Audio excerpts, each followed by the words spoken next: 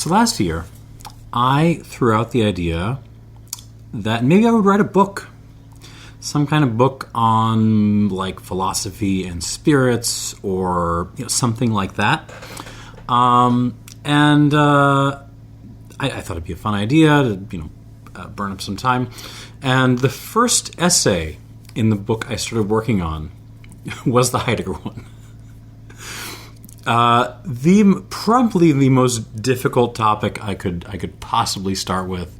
That's the one I started with. And so the essay, I can't even really call it an essay at this point. The draft I ended up with has been through a million fits and starts. It's not, parts of it aren't even really prose, they're just kind of notes. But, I figured here on this sunny summer afternoon, I would retreat to my cave with a glass of decent raicea. This is Pelas de Jalisco. I love this. God, this stuff is good. And I just kind of work through it with you a little bit. So I have my the extent of my write-up right here in a doc, and I'm, kind of going to read it and comment on it. So let's talk about Heidegger today. Let us talk about Heidegger and the secondary market, which is okay. Here we go. So, confession time. I am a lapsed academic, and at the time when I was, still doing this stuff, no philosopher influenced me more than Martin Heidegger. Back in the day, I ultimately probably did more writing on Kant, Descartes, probably a couple of other people, but the way I wrote about them runs right through Heidegger. And ever since I started reading the guy, 20-odd years ago, I've had the sense that some of what he was doing was incredibly brilliant. Maybe even towards the apex of philosophical work in general. But that also some of it was just incredibly thoughtless and stupid. Throughout all that time, though, up until recently, I've always had a hard time of articulating where that line was. I've read lots of books and articles, trying to tear Heidegger's work apart, and almost to a one, they just don't bother trying to understand what he was doing. They usually also have their own agenda to kind of push. This is it's a different case with some of the stuff trying to learn from and also build from Heidegger's project, which also happen to have good criticism kind of embedded in them. That's a different story. But the tear apart books are often not very good. What helped me begin to articulate that line of here's where it is good and here's where it stops being good was thinking about the secondary market for whiskey and spirits more broadly, really, because there's something strange that happens when you think about bottle flipping or shops keeping stuff behind the desk, that kind of thing. Heidegger works really, really well for understanding it for a while, and at a particular point, and it's a key point, he simply stops having useful things to say, or rather, after a point, his whole approach becomes misleading. So that's kind of the project of this essay. It's not about interpreting the secondary market through Heidegger, phenomenology of the flipping. The point is to use the case of the secondary market to show exactly where Heidegger falls apart and where we can see him fall apart. All right, so call that the introduction. Now, there's generally two things about Heidegger that have filtered down out of specialist debates. The first is that he threw in with the Nazis in 1933. That happened. He became rector of Freiburg University. He was instrumental in handing the German university system over to Hitler and the Nazis. He left and / was pushed out of political life. less than a year after, in kind of this early in the summer of 1934, and that was very lucky for him because he avoided being targeted in the purge of Nazi leadership later that summer. And one thing I would say, and I think the tear apart books tend to miss this, is there were lots of otherwise decent human beings who kind of put their hopes in Hitler. Heidegger was not one of those people. Heidegger was an absolutely terrible human being, regardless of his political choices. Heidegger was just a horrible liar. He routinely backstabbed his colleagues to his own ends. He slept around on his wife with his students. Like, he was a horrible person beyond his politics. And yet he was also happened to be, in my opinion, the greatest philosopher of the 20th century. So you have to kind of reconcile those things. The second thing that's kind of filtered down beyond the Nazi thing is that his philosophy primarily focused on being. And that requires some unpacking. In German, that the word is sein, which is the infinitive. It's really the infinitive of the verb is. So it's to be, not really being. To be is a prominent, important verb. If we were to make a list of everything, all the items on it would be in some way, as Quine is wont to say. But those items are not themselves verbs. They're not themselves to be. Heidegger's word for all that stuff, all the stuff that is sein, the German present participle of to be. There's no really good English equivalent of this. You might say being, but then you use that same word for the infinitive.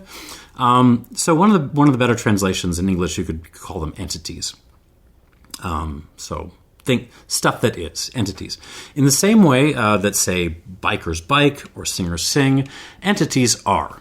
And for lots of our purposes, it's important that they are rather than are not.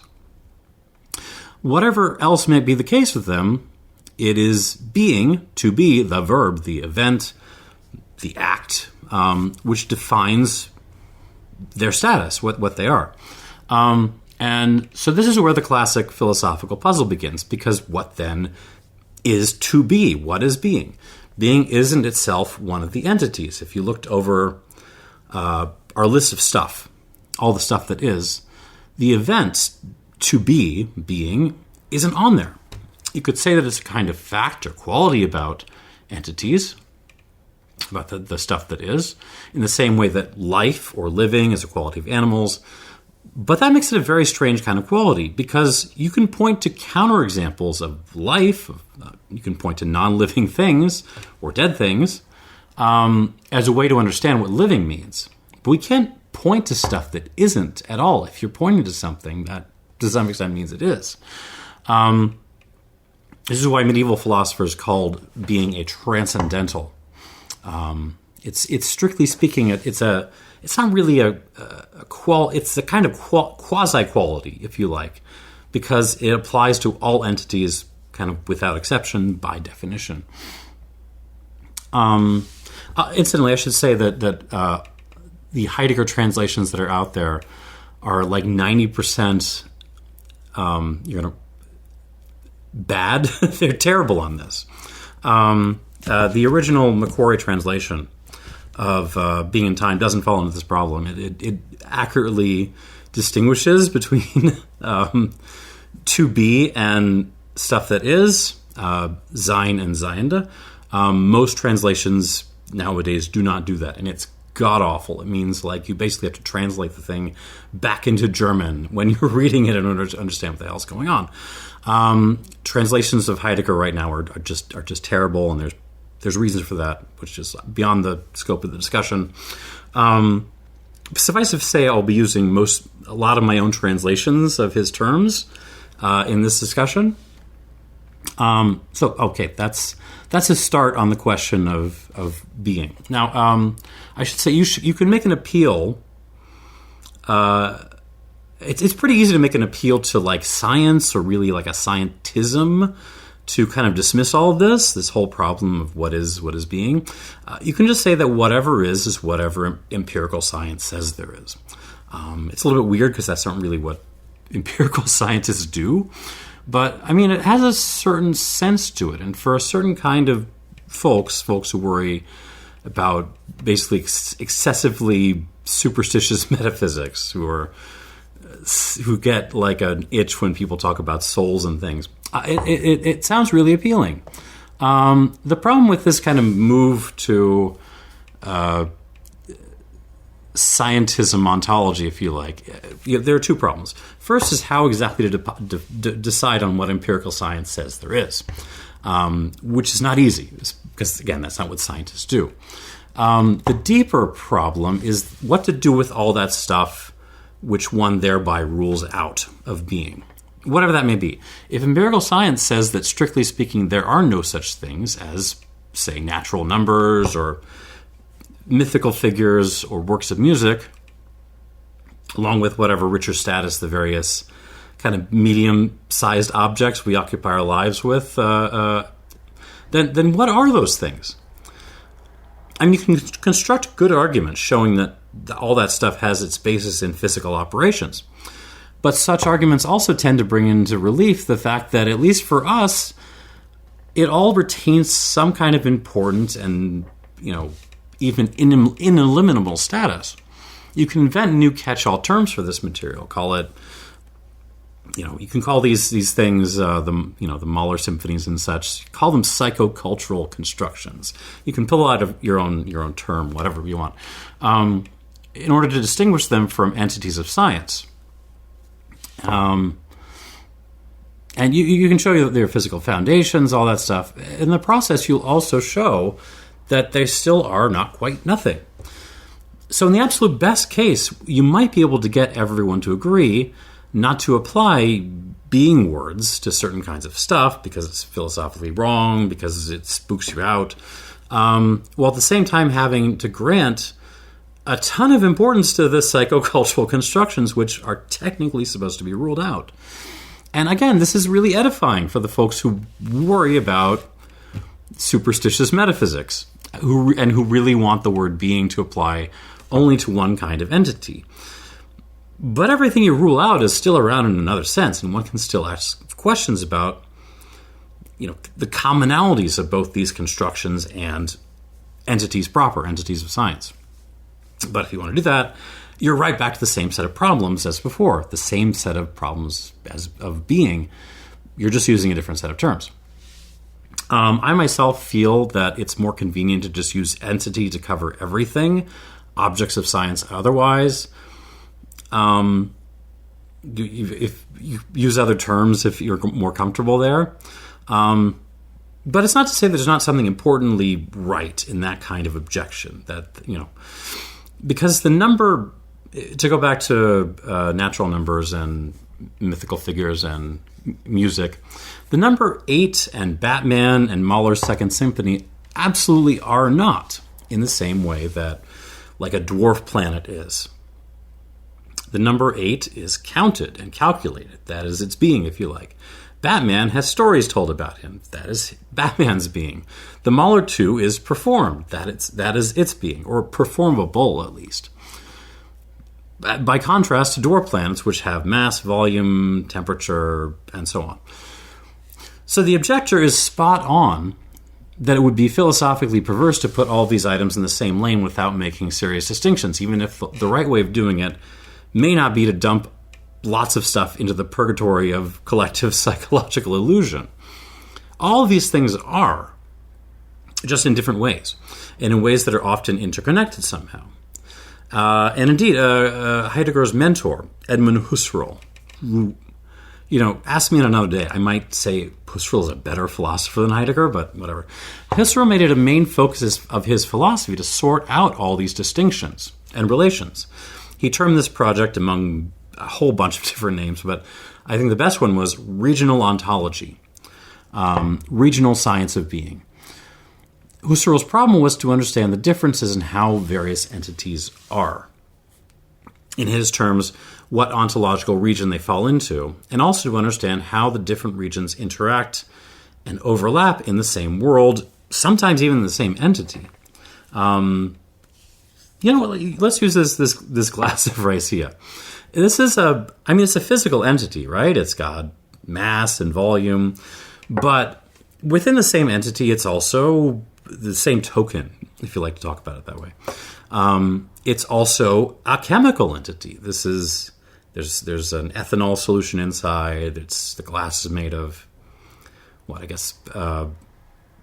limestone, maybe some sodium carbonate.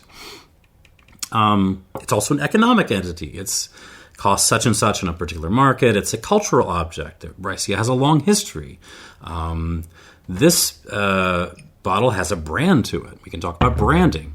And lots more. Like there's lots of intersections of different kinds of entity within this glass. And Husserl's grand project of what he called eidetic phenomenology is centrally about sorting through and clarifying these kinds of distinctions and interactions. I'm going to have some water. I'll get to the secondary market in a second. Don't worry. We will get there. Heidegger takes this work, Husserl's work, as background. And Heidegger's early work, especially the first foundational book, The Being and Time of 1927, we're not going to talk about this much, but this is the book. In this book, the distinction between modes of being, Heidegger's own term for regions, play a critical role. But his real interest isn't in these different modes, but what he calls the meaning, the Sinn, the sense of being. Being as such, being in general. So the point goes something like this. Even if one's willing to grant that there are different ways to be that match different kinds of entities, and there's interesting interactions, still all of those entities are. And that more general seems like it should have some sense which holds before any further distinctions. And dealing with that question, what to be means as such, is in various iterations the theme of Heidegger's thought from really the early 20s, like onwards to his death. It's also like his breaking point from Husserl. Actually, I think to contradict what I said a minute ago, if you want one book of Heidegger to start with, don't start with Being in Time necessarily. Start with this. This is a lecture course he gave in, I think, 25 at University of Marburg. History of the Concept of Time. He was drafting Being in Time when he was giving this. And basically a lot of this book is just kind of the first draft of it. But the first part is Heidegger's really introduction to phenomenology, to that entire history of his philosophical tradition. It's really good, actually. It holds up today. And at the end of this, I'm not going to find it. I'm not going to bother. The end of that discussion is where he makes his break with Husserl by basically saying, Husserl makes this distinction in different kinds of being without asking what is that within which we are making the distinction. So, yeah, if you want somewhere to start with Heidegger, this is the one. History of the Concept of Time. Also one of the good translations, actually. Now, there's a lot to say about basically this, Heidegger's first go at the question of being. What he calls fundamental ontology, which is the analysis of I myself, insofar as I am an entity that understands being, even if it's only in a loose way. That's this book. For today's purposes, it's his later, kind of more historically oriented approach that's more relevant, the technology stuff. Discussions about Heidegger will sometimes talk about making a turn towards the historical in the development of his work. This is a little bit misleading. Heidegger's work is historically oriented basically from the beginning. I mean the first couple of pages of Being in Time, he's talking about Plato and Aristotle and Hegel and everyone. But from the kind of the mid-1930s onwards, he does really shift towards seeing, I'm going to call it seeing the question of being in general as like some kind of perennial question. You know, a question that hangs on with us in the same form. So certainly one where understanding the history is important, but ultimately one with wrong and right ways to approach it, and maybe some kind of answer. He moves from that towards seeing it as a problem where understandings of beings are always historically instantiated. So when we ask something like, what is being, or what is the meaning of being in general, we expect there to be one right answer that holds for all time, much as we expect, like, I don't know, 2 plus 5 to have one correct solution. What Heidegger notices is that there have been really many beings in general, many ways of understanding being throughout the history of philosophy, basically from the Greeks onward. And that these senses of being have been intrinsically tied up with those societies and those eras. So for the Greeks, for Aristotle, say, being is primarily, the word is ousia, often translated as substance. But, I mean, if you go read, like, legal speech at the time, ousia is it means estate. It means property. It's that which you can pass down to descendants and such. It's that which remains perpetually stable through all of its changes. For medieval thought, being is defined through God, so that entities are either creations or they're the creator. For Descartes and the era following Descartes, being is defined in terms of what Leibniz calls the twin principles of non-contradiction and sufficient reason. To be is to be thinkable. And to be, at another level, is to have a reason or a cause. For Kant, of course, being is the position of the object by a thinking subject, which is basically translated into the language of the critique, how the thinkability of the object by the understanding, and so on. I'm getting too far into the weeds here. But there's an important sense in which none of these understandings of being in general is wrong for their era. Or rather, it's not helpful to think of them as right or wrong. It doesn't make sense to think of them that way because you can't see these thinkers as subscribing to this view of being or choosing this view of being. It's just too fundamental. It's too basic.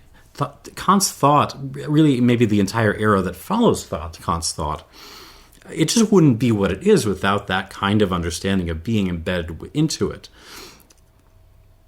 And maybe even Kant's era more generally couldn't have been what it was. Likewise with all the others. It would be closer to say that it was the sense of being that chose them in each case, rather than the other way around. And I think that makes a kind of sense, however you want to think about it. Heidegger, characteristically in his late work, will push the language to the extreme. He'll often speak as if sein, or sometimes he'll spell it with a Y because it looks fancy, as if sein, being, has a kind of agency of its own, which is more than a little pretentious. It's often unhelpful, especially if you're reading it for the first time. It can make it seem like being is some kind of god, some kind of deity, which is not the right picture to have. But what he wants to emphasize is that philosophers, human beings in general, don't choose the basic sense in which the world manifests to them, that the meaning of being gives itself to different thinkers in different eras depending on kind of its own deal, its own program. So this means that asking the question of being in the way that the later Heidegger asks it it's not a problem of formulating and answering a perennial question, but of reflecting upon the history of being, of the different ways being has shown up, and then considering how being in general is given and understood in our own case, and how it might be given and understood in the future. We are thrown into a world and we inherit a history, and all the eras above make up part of that history. What does being in general look like for us, and what do we do about it? That's basically later Heidegger. So you can go back to the same glass of racia from above. This is where it gets spooky. Without any changes to the facts about what Heidegger sometimes calls the ontic facts about this glass, maybe without even any change to the kind of richer ontological regionality that it occupies, everything we talked about before, economic being, chemical being, physical being, without any change to any of that, the general primary sense of how this glass is may nevertheless shift depending on the thinker and the era, kind of the horizon of the world, because the meaning of being itself has shifted.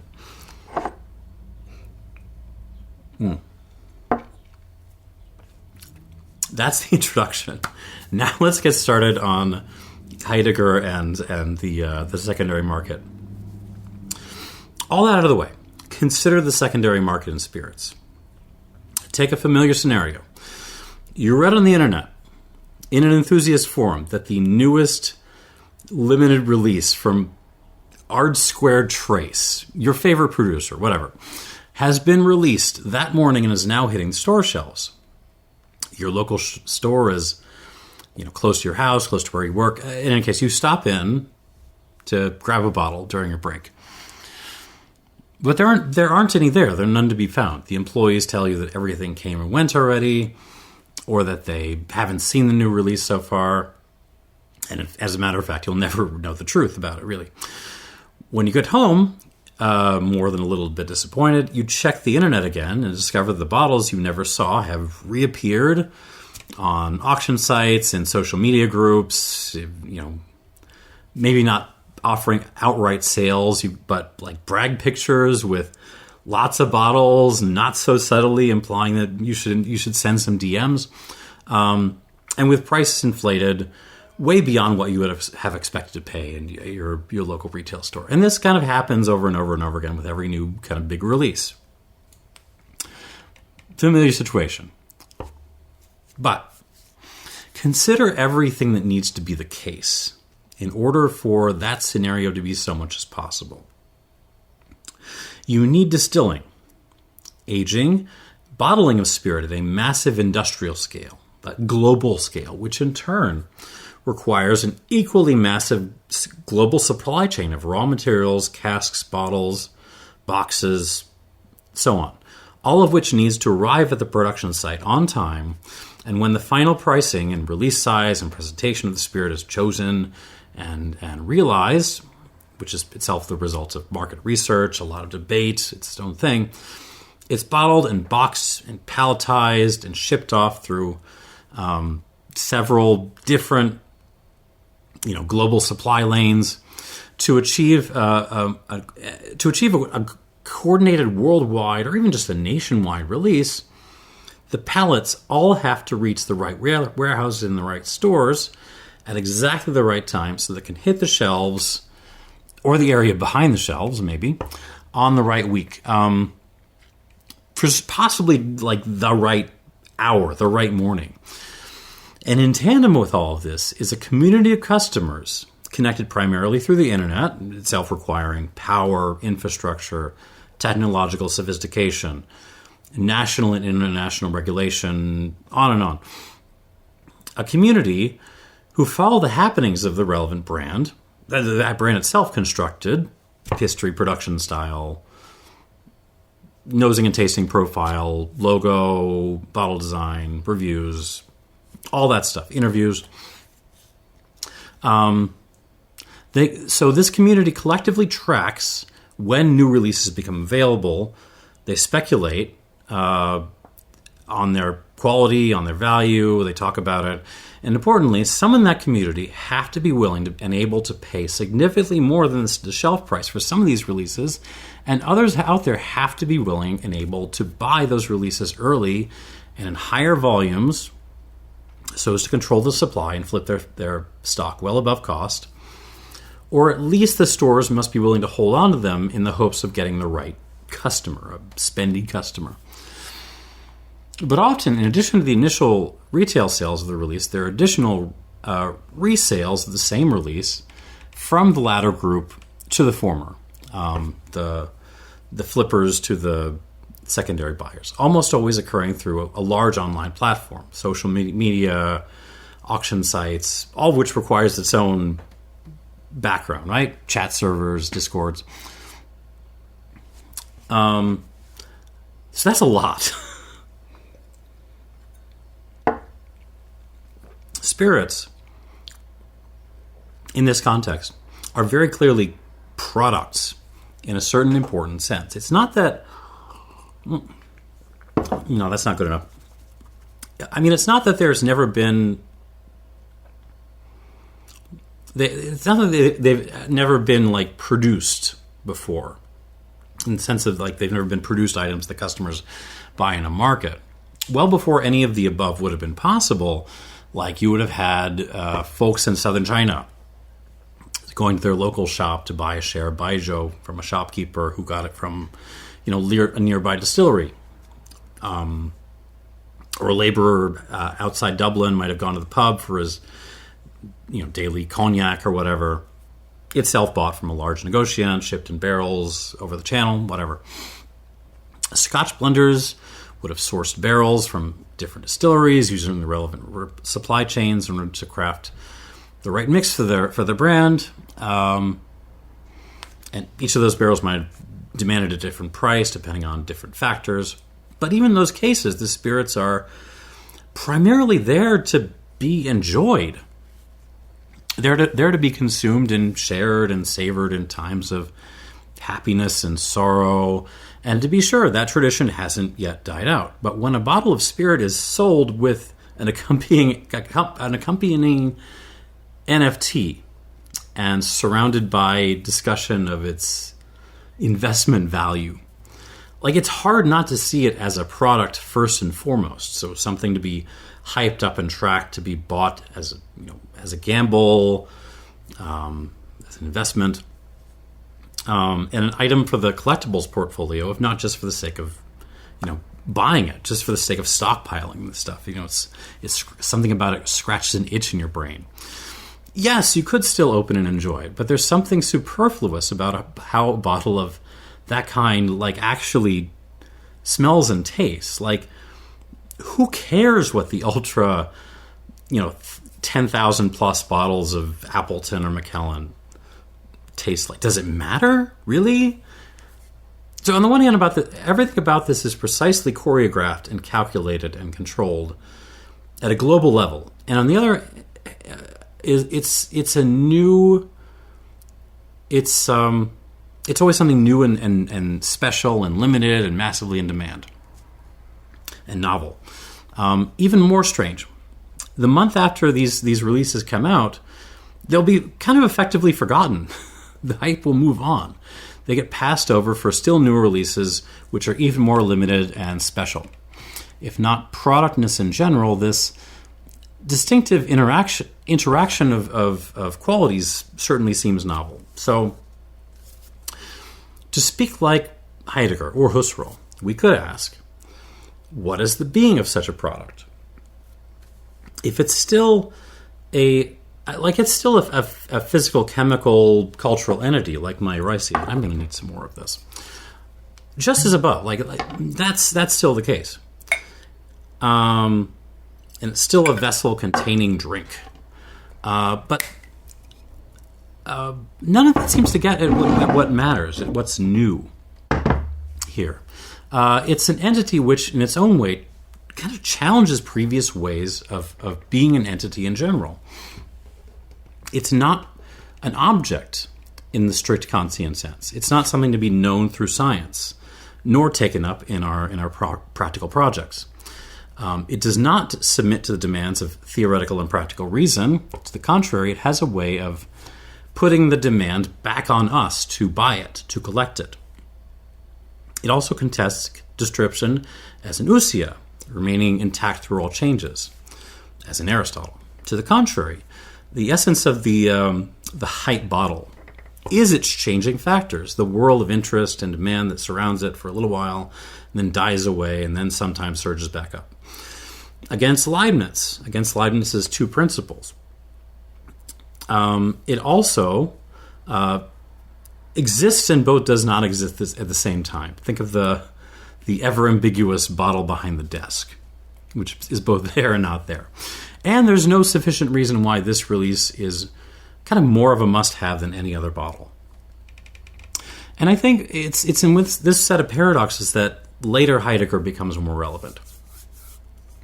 Later Heidegger describes something close to this kind of situation, this kind of product, in, well, many of his later writings, but especially in the 1954 essay, The Question Concerning Technics. This is another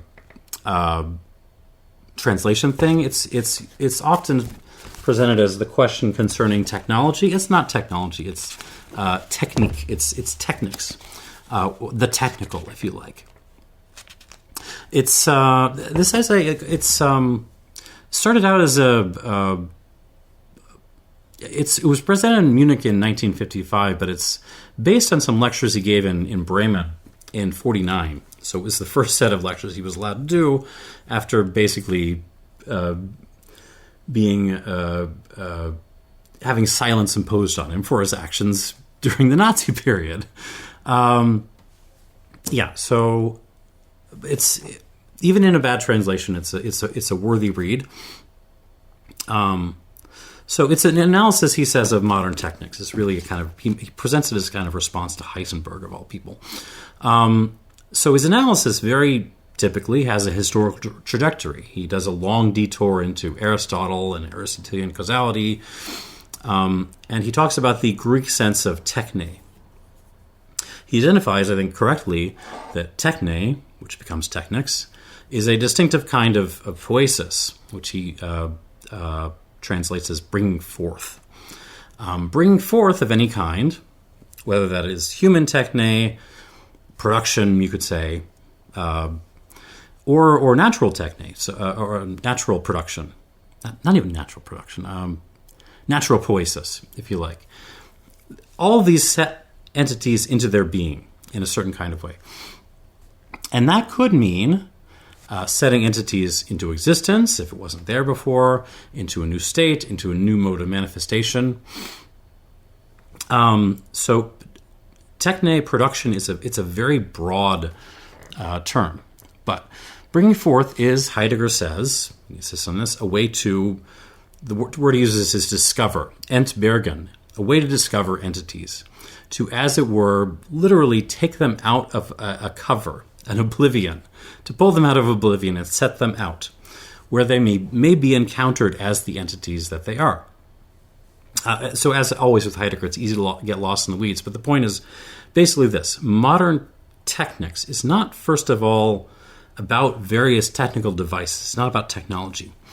It's not about science and know-how concerning those devices, nor even like the potential use, good or bad uses of the devices. It's fundamentally a way to discover entities and to discover the world as a whole.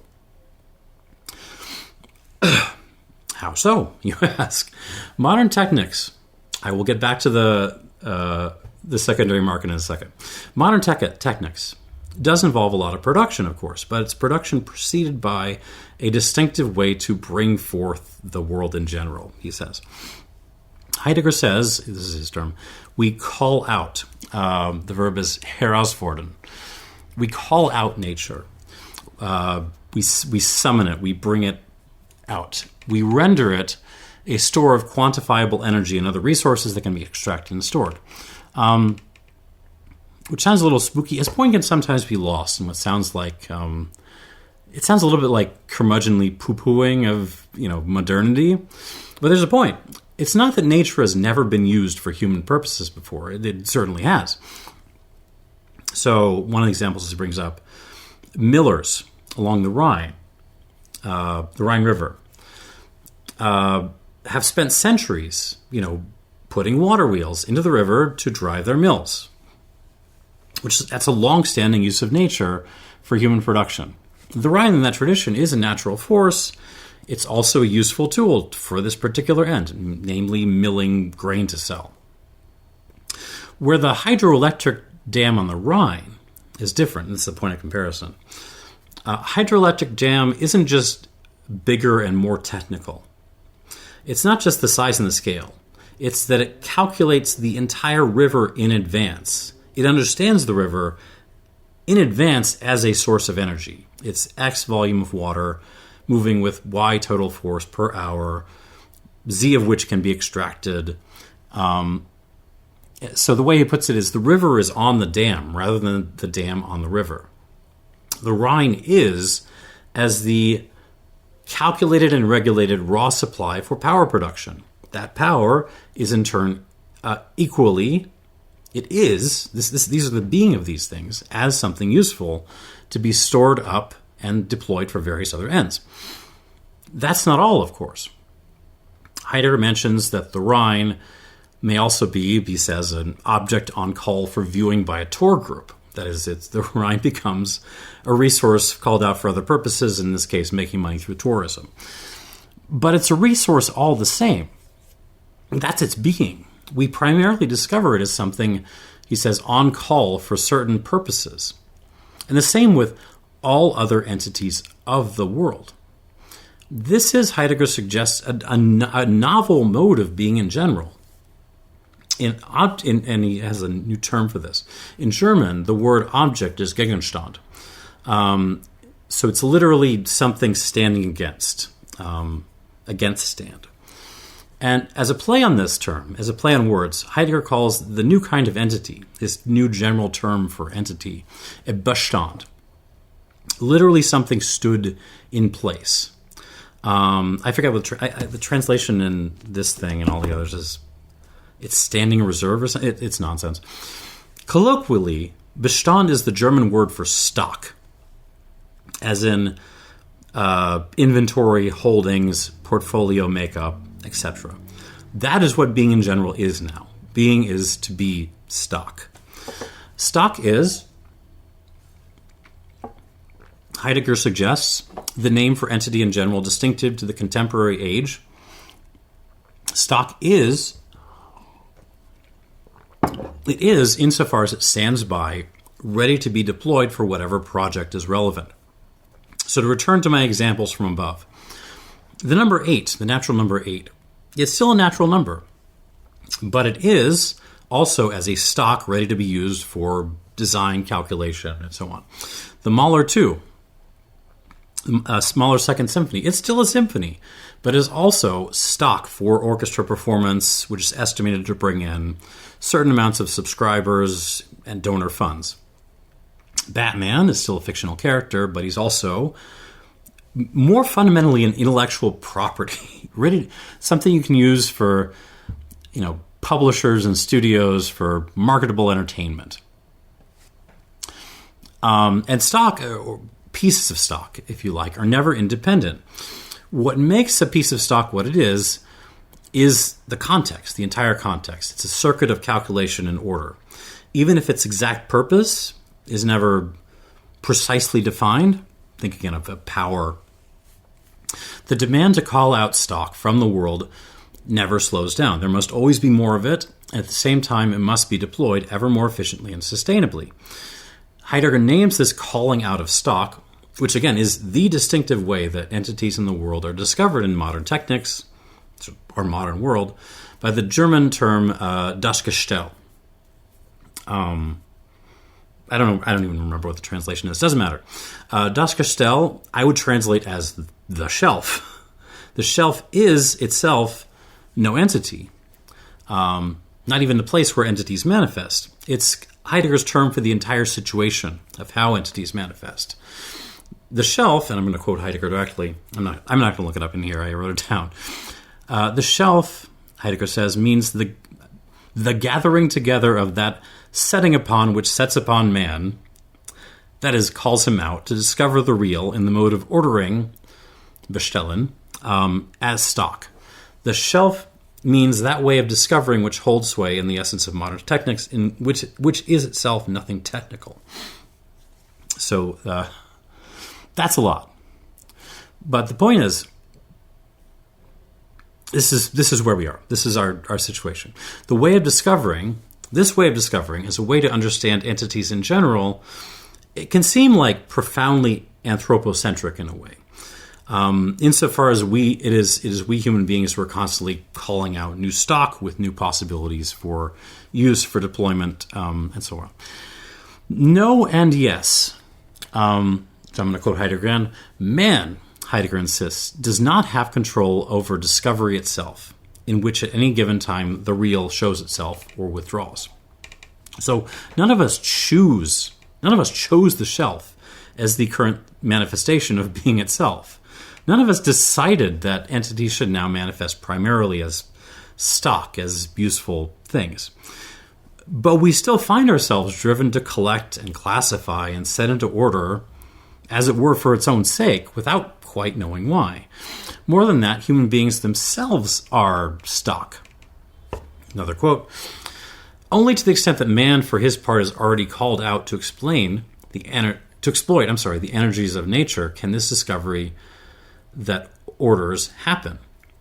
If man is called out, ordered to do this, does not man himself belong even more originally than nature within stock?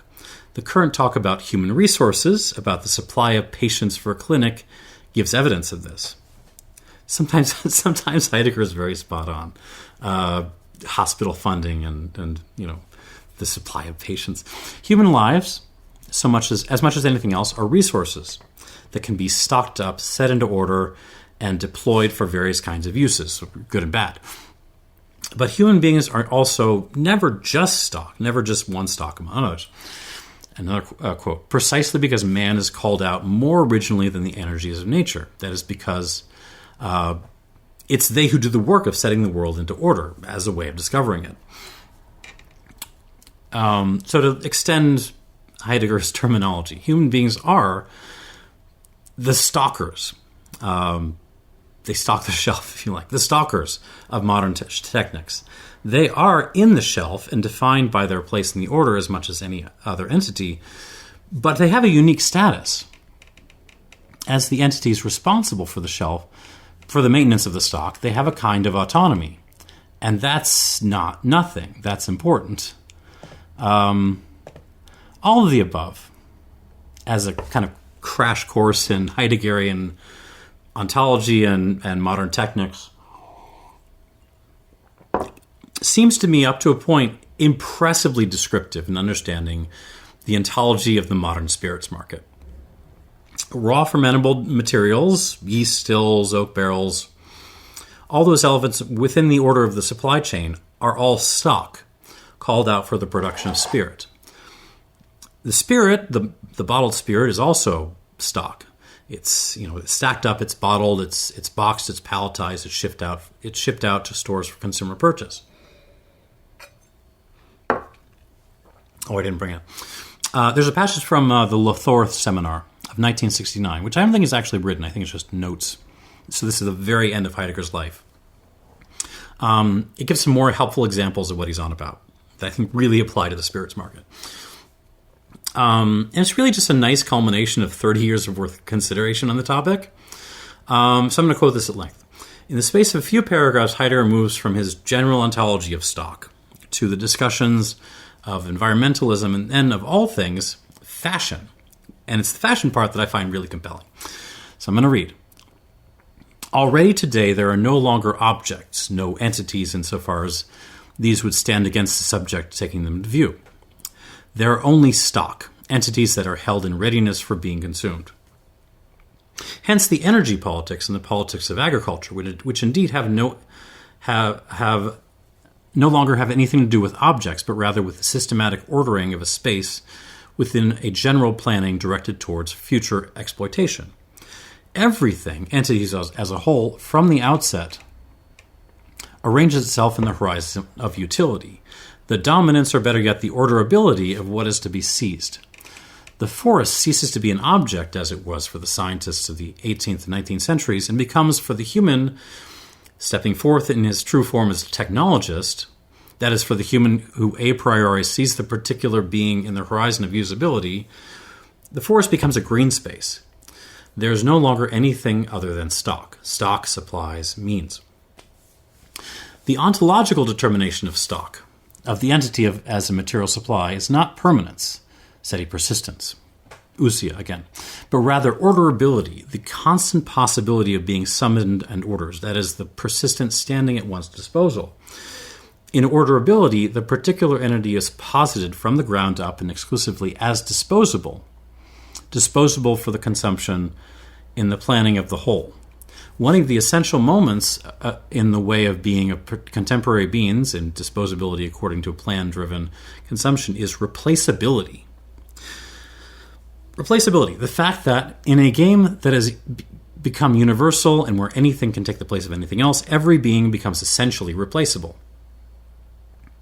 The industry of consumer products and the predominance of the replacement makes this empirically obvious. Today, being is being replaceable.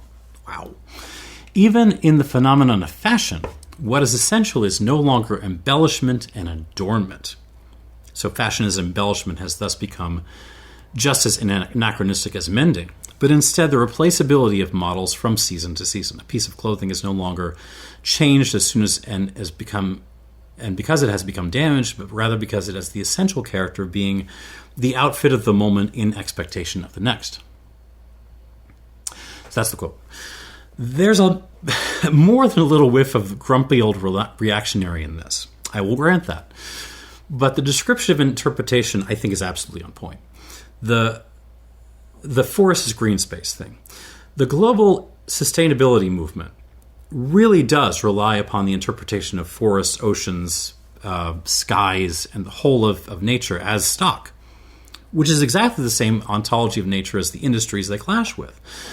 It's true, sustainability aggregates may differ enormously with short-sighted industrials over care and efficiency in the exploitation of neighbor, over the scale of time, over control of the side effects.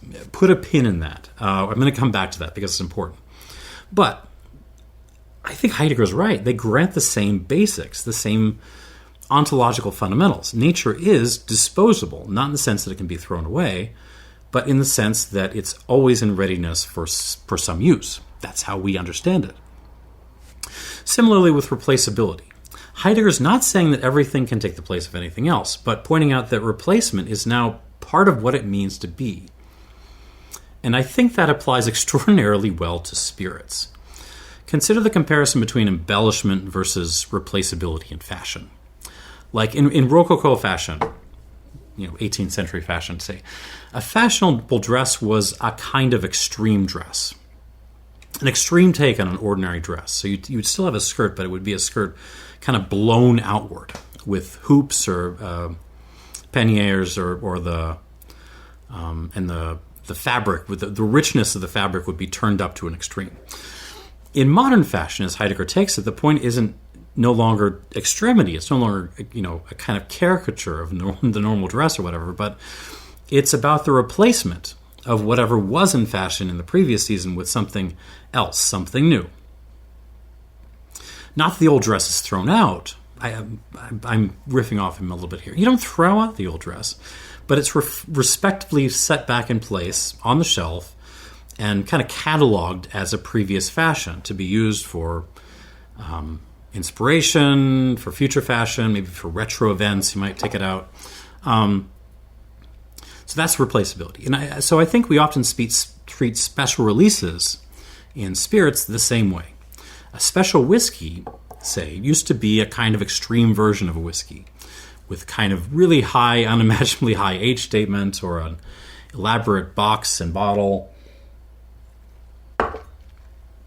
whatever. And so there's still a little bit of that, right? But today, the special spirit is the one coming out this month, hyped on the message boards and the review sites. And the previous hype releases we already bought and so kind of piled up in our overflow room.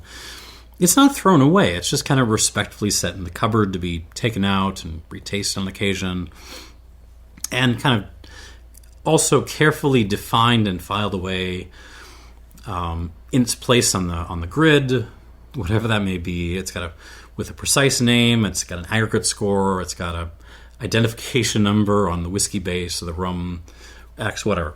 The being of that special new bottle, that is to say, is its hype and its ultimate replaceability. He's nailed this.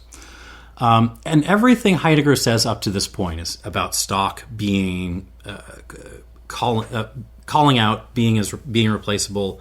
Like this, it reads as absolutely spot on as a description of the contemporary spirits market, if not our general world. We produce spirits as part of an enormous worldwide circuit of order, and then we are driven to set them in order, often on our shelves. Heidegger is describing what we see, what we live within, with, I think, greater precision than any kind of moralizing critique of consumerism. That's not what this is. Everything he says fits really, really well until, and now I'm going to make it my turn, until, as above, we arrive on the store on the day of a special new release, and that release, every part of it's so carefully orchestrated, that release is nowhere to be seen on the shelves, because it was either bought up in advance by flippers or got held in the back to be sold only to the store's preferred customers, who might also be flippers.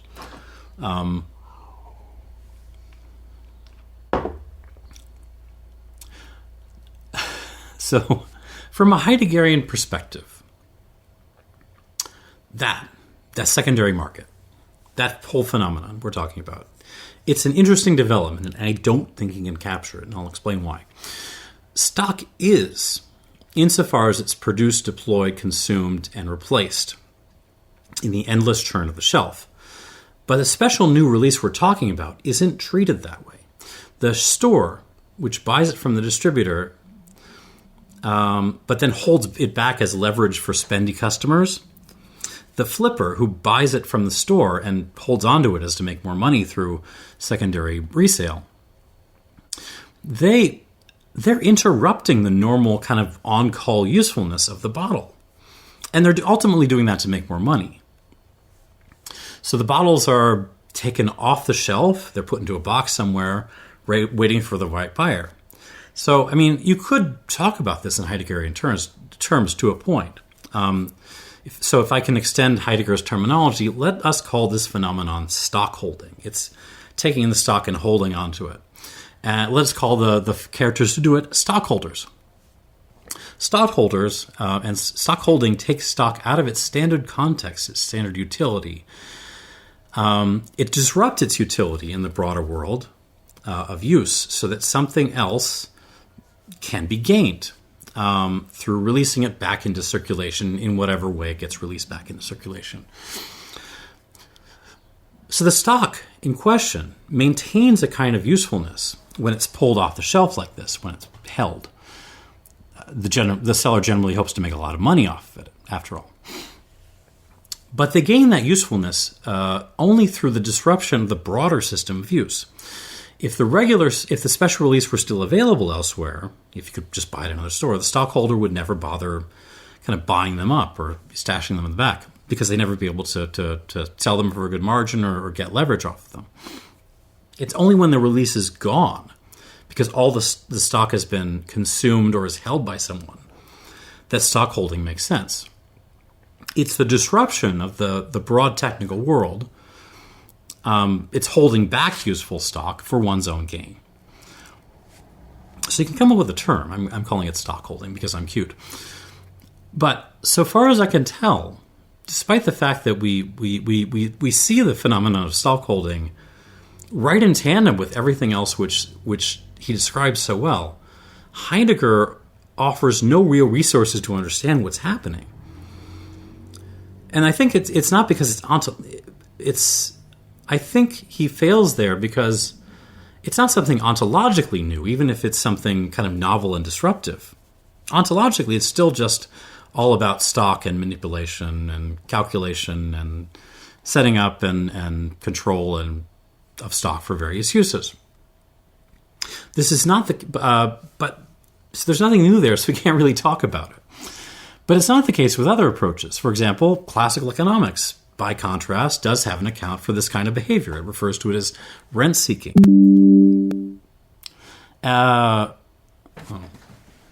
Sorry. Pause. Jesus, I'm taking too long. Okay, I'm plugged back in. Rent-seeking. Economic rent, as a term of art in classical economics, it basically means the opposite of profit. It's the opposite number of profit. Economic profit. And there's different kinds of profits in economics. There's lots of debates. I'm not going to get into that. But basically, economic profit is money made from production. Money from selling a product on a free and fair market minus all costs of making it. So profit is thus new wealth.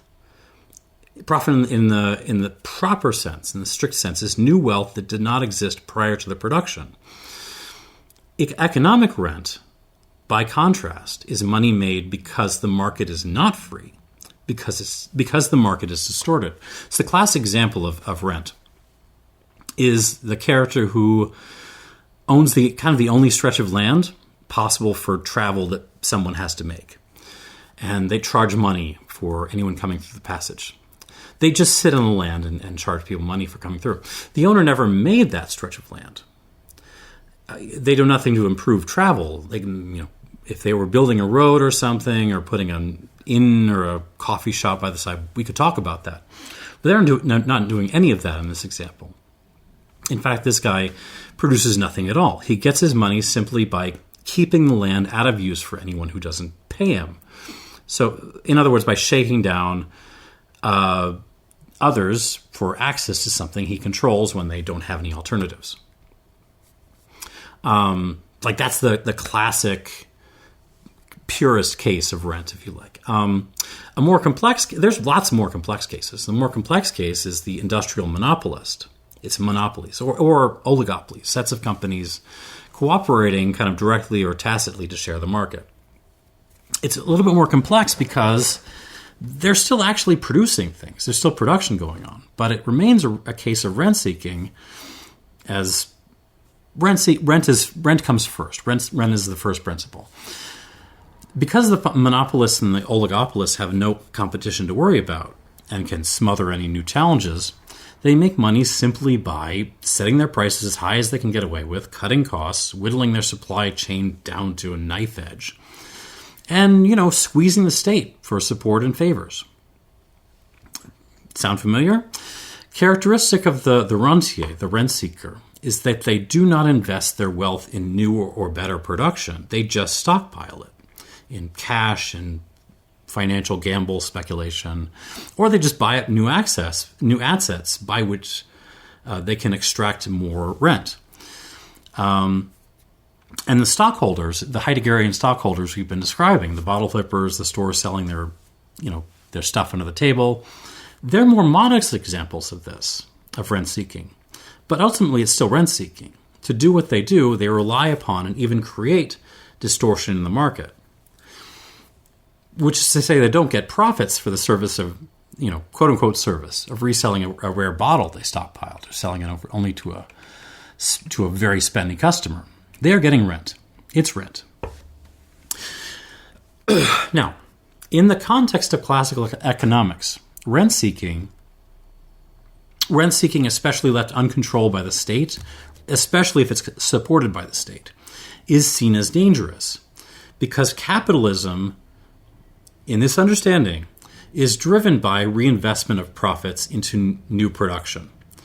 And that's only possible when there's a healthy competitive market encouraging that new production, so pushing for cheaper and or better products. So investment in new production feeds money back into labor, production of raw materials and new capital and so forth, which also cycles back into the system.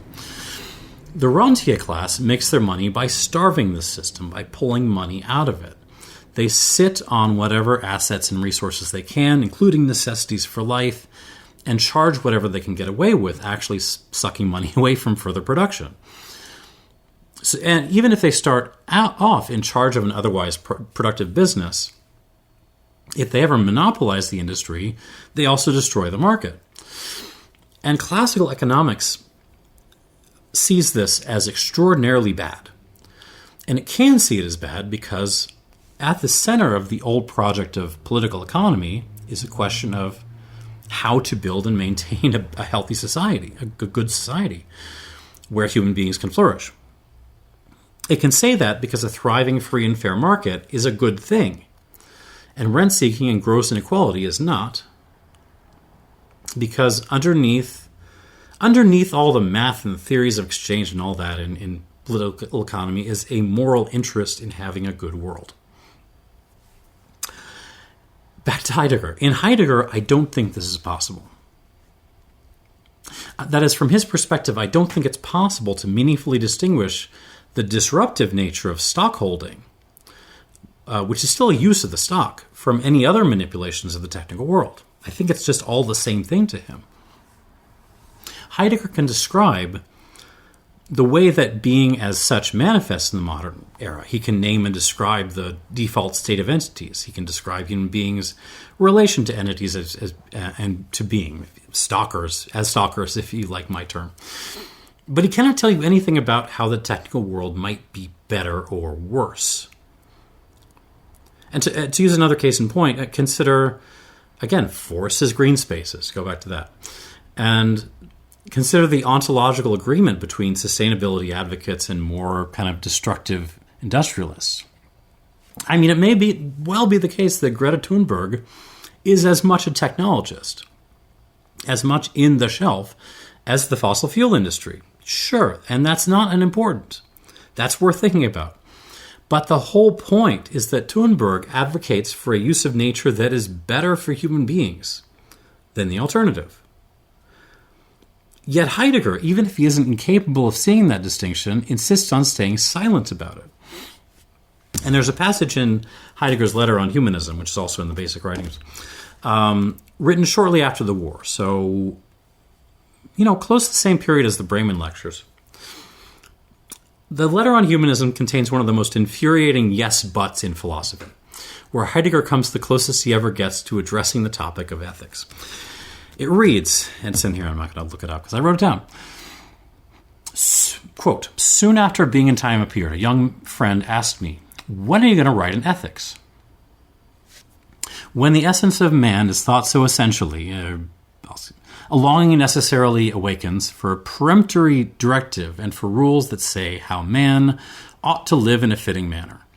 The desire for an ethics presses ever more ardently for fulfillment, as the obvious no less than the hidden perplexity of man soars to immeasurable heights. The greatest care must be fostered upon the ethical bond at a time when technical man, delivered over to mass society, can be kept reliably on call only by gathering and ordering all his plans and activities in a way that corresponds to technics." Good introduction. Who can disregard our predicament? And here's the big part. Should we not safeguard and secure the existing bonds, even if they hold human beings together ever so tenuously and merely for the present? Certainly. He says certainly. And then he goes on. But does this need ever release thought from the task of thinking what still remains principally to be thought, and as being prior to all entities, is there guarantee and truth? Even further again, thinking refuse to think being after... He goes on like this. And so on. Yes, but. Certainly, but. From here, he basically he spins out into like a Heraclitus fragment, ultimately tries to land on the point that real ethics is what Heidegger's been doing, namely fundamental ontology. But that's certainly in there. Certainly we have to secure ethical bonds. That stands as his admission that ethical bonds, morality in some basic sense, that's important. Those are worthy of being safeguarded, even if he says no more about it. And this is really characteristic of Heidegger's work. It's kind of wrong to say, some do say it, that there's no ethics at all in Heidegger. You'll find quite a lot said about what he calls authentic being with others in the second half of Being and Time, this thing.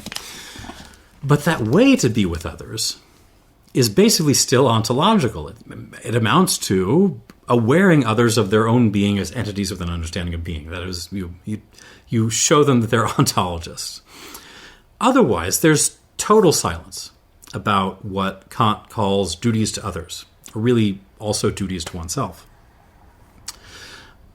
Politics and social thought, too. It's there in the same way. Even if one ignores that most of Heidegger's overt, political thought, let's say, it all comes from the mid-30s and it still has the stench of a brown shirt all over it. Even if it ignores that, that thought is centrally about the relation of society, the polis, to being. It's never about what we ought to do to make life better. The other topic that never comes up in Heidegger is money. In a century where the ontology of money has become an item of major interest, which we can talk about MMT and stuff, the philosopher who basically rebuilt the concept of ontology from the bottom up basically says nothing about it. He doesn't talk about money. I've read a frankly terrifying number of Heidegger's books. They're all back here. His essays, his lectures, his notes, his restaurant napkins, so on. Money isn't in there. It's just not talked about. And for a writer who was fascinated by tool being, instrumental being, basically from the start, his first lectures in like 1919, he's already doing this. Who's already who sees the modern character of entities in general as stock, entities useful for deployment for some purpose. It's deeply weird to me that Heidegger he doesn't spend one paragraph on money. That is to say, the entity which is useful for anything and everything. Just so, there's no discussion of wealth, and discussions of value tend to be reserved for Heidegger's brutal criticisms of German value philosophy. Never for its economic sense as something produced. This silence is no less weird in that Heidegger's wife, Elfriede Heidegger, studied economics as an undergraduate. So it's not like he had no exposure to this stuff. Now, I think these twin silences about ethics, politics, and about money, wealth, value, I think they're related. Whether Heidegger realized it or not, money and wealth, they're always distributed somehow, and they're always used for something. So the question of what money and wealth are can never quite be divorced from questions of justice, politics, and ethics. And I would even go the other way. Thinking about justice, politics, and ethics can never be divorced from some kind of conception, some kind of thinking about money and wealth. And I do think that's absolutely the case if you go back and reread Plato, Aristotle, Mill, but also Kant. Money is there in Kant. It's one of the reasons why I think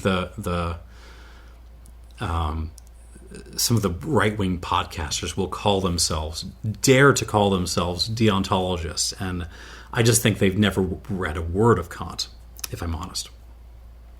Anyways, Heidegger just doesn't talk about any of it.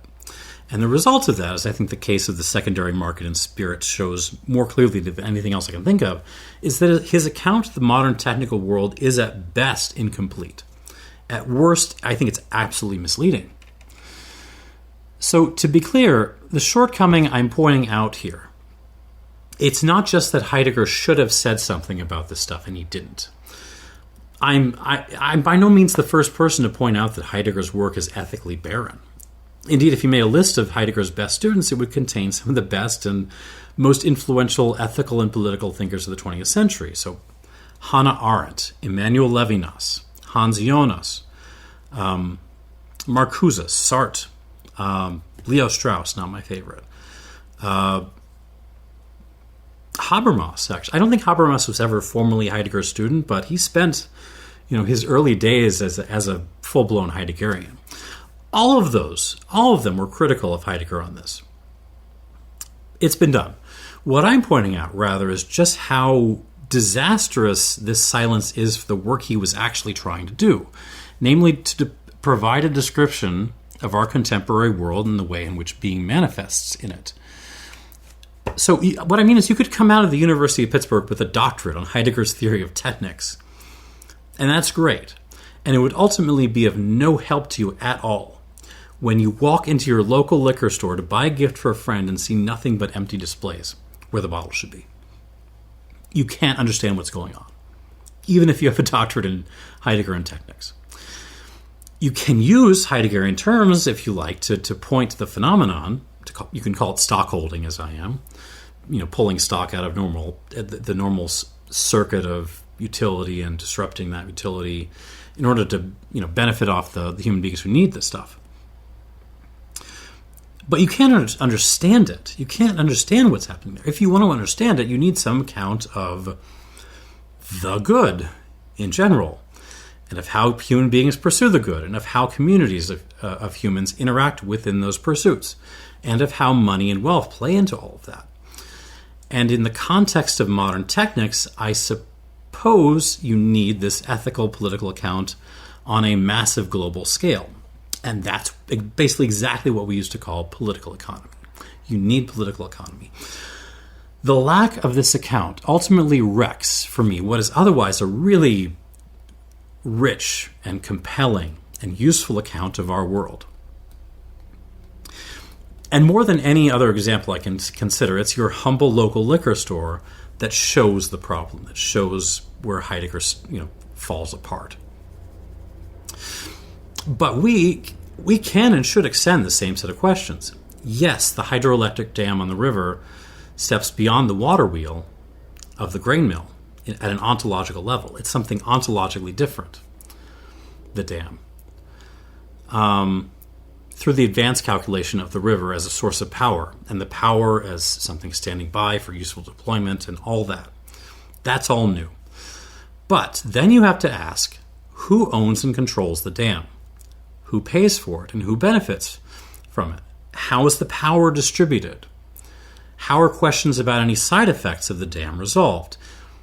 So, even if I grant the concept of stock, and grant that it describes the fundamental being of the dam, it does not at all fully describe it as a technical entity. It doesn't describe the full situation. You have to talk about ethics, politics, economics, money, wealth,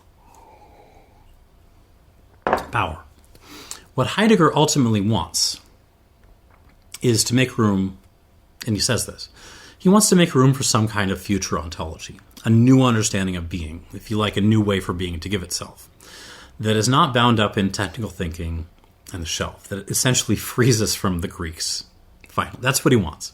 He's often considered a kind of, Occidental centric thinker, and that's true. But he's an Occidental thinker who wants to get out of the Occident as much as possible. He wants to think towards that, towards a new beginning. And I'm all here for it. But the point I would make is that the human being who currently lives in this world, as a stalker, to use my term, calculating and managing the system of stock, he's not somehow doomed to emptiness. There's no reason why a stalker can't live a happy, fulfilling life. They stock the stock, they manipulate entities in whatever way, day by day. Maybe they collect enough money stock to start their own stalking business, and they meet another stalker and fall in love and have a few stalker children. And in their downtime or in their retirement from stalking, where they still have enough money saved enough up to get by, maybe they start reading philosophy. Maybe they start reading Heidegger. This is not to be poo-pooed. Like, that normal life is not to be poo-pooed as just like,